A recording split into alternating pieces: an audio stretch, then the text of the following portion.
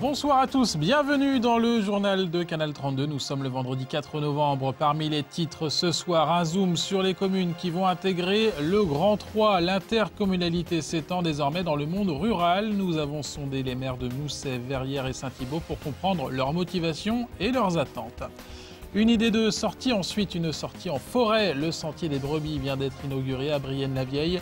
Il s'agit d'un parcours pédestre à travers bois et champs pour découvrir autrement la faune et la flore du parc naturel régional de la forêt d'Orient.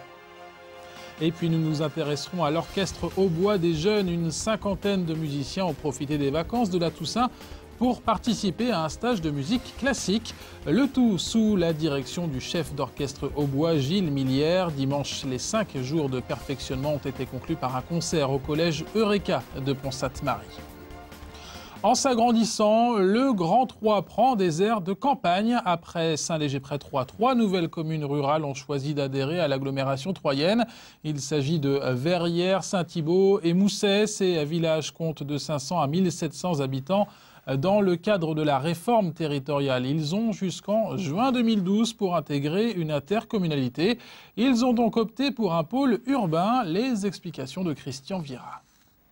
Voici un autre visage du Grand 3 auquel il faudra désormais s'habituer. 3 communes rurales vont intégrer l'agglomération, une intégration logique d'après leur maire. 70% des habitants de la commune travaillent sur le Grand 3, sur l'agglomération, font leurs achats sur le Grand 3, utilisent les loisirs du Grand 3. Et donc il nous semble qu'à moyen terme, l'avenir de Verrières est plutôt orienté vers le Grand 3 que vers le milieu rural. On est à 10 km du centre-ville. Et ça, c'est une réalité qui nous a amené à prendre cette décision d'aller plutôt vers le Grand 3. Autre réalité, autour du Grand 3, la population a triplé en un quart de siècle. La maire de Saint-Thibault a même dû céder ses bureaux.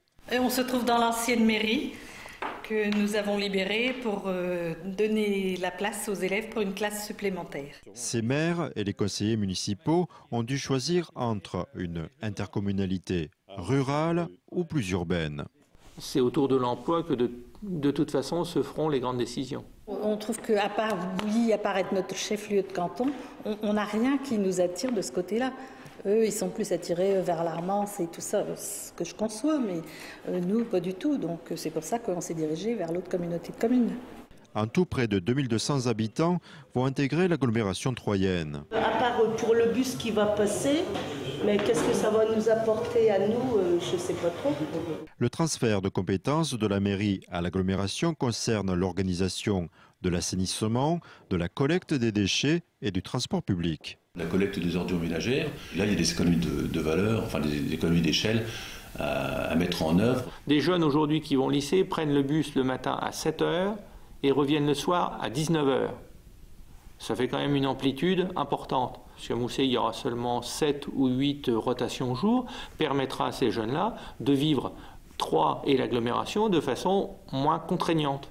D'après les maires, cela se fera sans surcoût financier pour la population de leur village qui garderont leur identité. On ne va pas raser toutes nos maisons à pans de bois. Quand se crée du logement locatif à Mousset, il se crée dans le cadre de construction traditionnelle.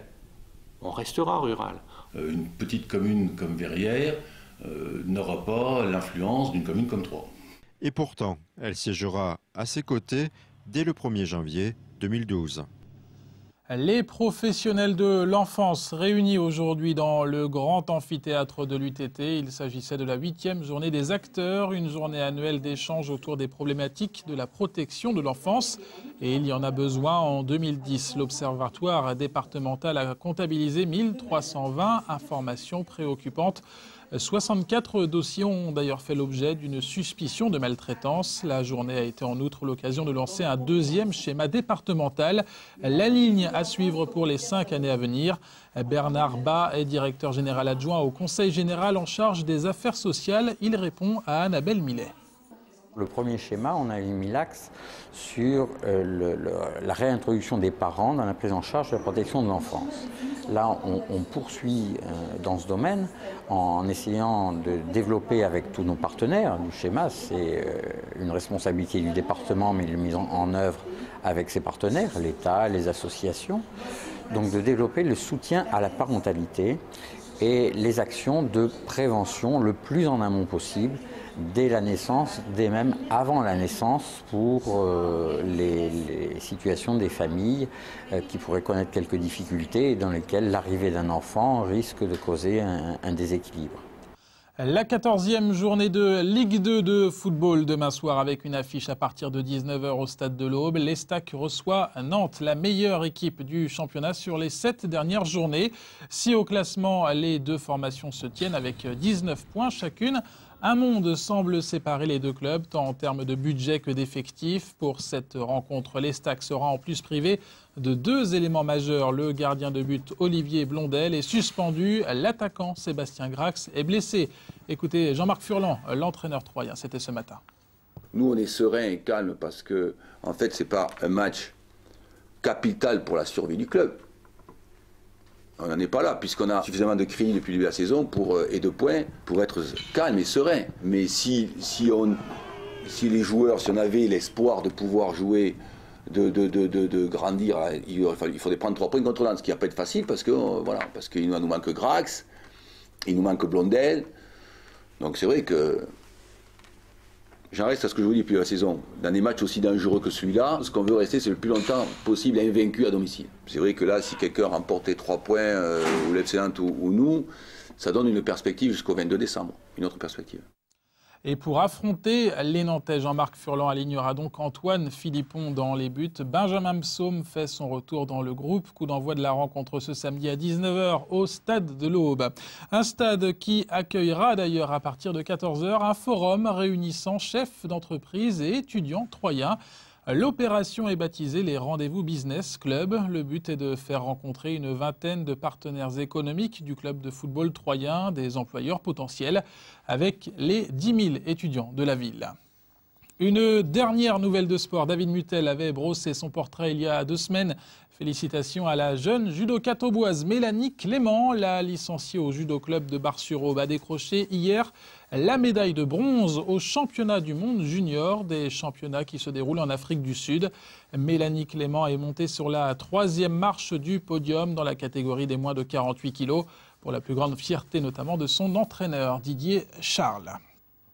C'est une idée de sortie en forêt dans le sens le plus littéral du terme. Direction maintenant Brienne-la-Vieille pour se promener sur le sentier des brebis.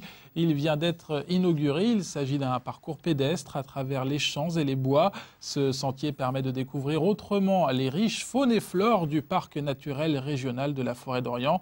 Christian Vieira s'est baladé sur ce sentier des brebis. Voici son reportage. C'est un parcours de 3 km à travers les bois. Le sentier des brebis complète les circuits pédagogiques du parc naturel de la Forêt d'Orient. On traverse des milieux qui ont un passé très riche, puisqu'ici c'était du vignoble avant. Donc il y a toute cette histoire de la région et de la commune qui est présentée dans les différents panneaux. Au bord de l'Aube, le vignoble présent dès l'époque romaine s'étendait sur 266 hectares au XIXe siècle. Le phylloxéra l'a emporté, laissant aujourd'hui la place à une forêt alluviale. Qu'est-ce qu'une forêt alluviale? Donc c'est une forêt de rive qui se repose sur les alluvions posées par la rivière Aube et sur le territoire du parc naturel régional. C'est le seul endroit, avec peut-être la vallée de l'Aube sur Ville-Moyenne. Un guide papier aide le visiteur à dénicher et observer les espèces uniques en ce lieu. Tout à l'heure, pendant le discours de Thierry Tournebise, il a été interrompu par le cri d'un pic noir, qui est donc cet oiseau qu'on voit représenté ici. C'est le plus grand des pics européens. C'est une espèce qui a un cri particulier qu'on reconnaît facilement avec un petit peu d'habitude. Mais si ce sentier porte le nom de brebis et non celui d'un oiseau, c'est en raison de son passé retrouvé. Vous êtes ici sur une pelouse alluviale qui représente à peu près 11 hectares, propriété communale, depuis toujours, et qui était jusque dans les années 1870 pour être précis, un patis communal des animaux du village, et particulièrement des moutons, donc des brebis.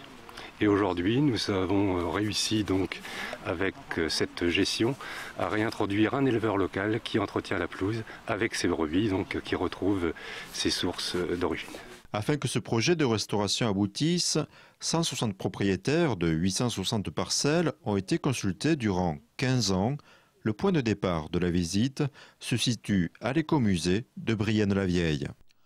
On referme ce journal avec une partition de jeunes talents. Une cinquantaine de musiciens ont profité des récentes vacances de la Toussaint pour participer à un stage au sein de l'Orchestre au bois des jeunes. Cette formation est composée de jeunes instrumentistes issus des conservatoires ou des harmonies du département.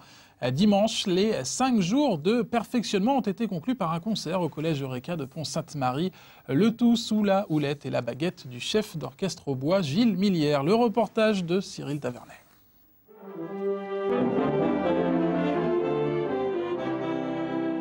Issus d'écoles de musique ou de sociétés musicales du département, ces 50 jeunes musiciens, âgés de 12 à 22 ans, ont répété pendant 5 jours sous la baguette du chef d'orchestre Gilles Millière. Et dimanche, ils ont joué un concert d'1 heure, ce concert étant le résultat de ce stage intensif. C'est une expérience humaine déjà. C'est déjà le fait d'être ensemble et de vivre des moments très forts et aussi de voir comment va s'établir un programme. C'est-à-dire à partir du moment où ils arrivent, ils ne connaissent pas du tout les œuvres qui vont jouer et c'est un travail vraiment collectif de A à Z avec en plus après la réalisation en concert qui est aussi une autre aventure. Ces musiciens sont amateurs et passionnés, c'est ce qui a séduit Gilles Millière il y a 20 ans quand on lui propose de conduire ce stage, de diriger cet orchestre au bois de jeunes. Il accepte. Son objectif, partager son savoir-faire et faire aimer la musique au plus grand nombre. L'objectif quand même de cet orchestre, c'est surtout de souder, de créer des liens entre des musiciens amateurs et de structures différentes, qu'elles soient écoles de musique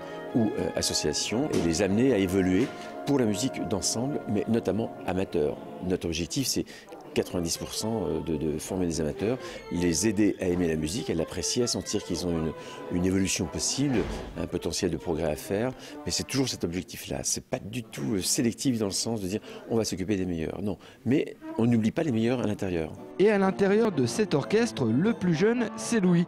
Il a 12 ans, il joue de la batterie depuis 7 ans, mais faire partie d'un orchestre, c'est une autre partition. Il faut que les percussions soient avec les clarinettes et les flûtes et tous les autres instruments. Les plus grands ont compris que jouer dans cet orchestre est une chance. La plupart jouent seuls ou avec leur professeur de musique. Ça nous apprend à jouer en collectivité parce que la plupart du temps on joue tout seul. Faire de l'ensemble, c'est pas donné à tout le monde non plus. Dans les petites harmonies ou les petites écoles de musique, on fait pas toujours d'ensemble, donc ça permet de faire de la musique avec des autres, chercher de nouvelles sonorités, c'est toujours plaisant. Le prochain stage aura lieu entre Noël et le 1er janvier, un stage de 4 jours. Certains de ces jeunes musiciens ont déjà signé pour en faire partie.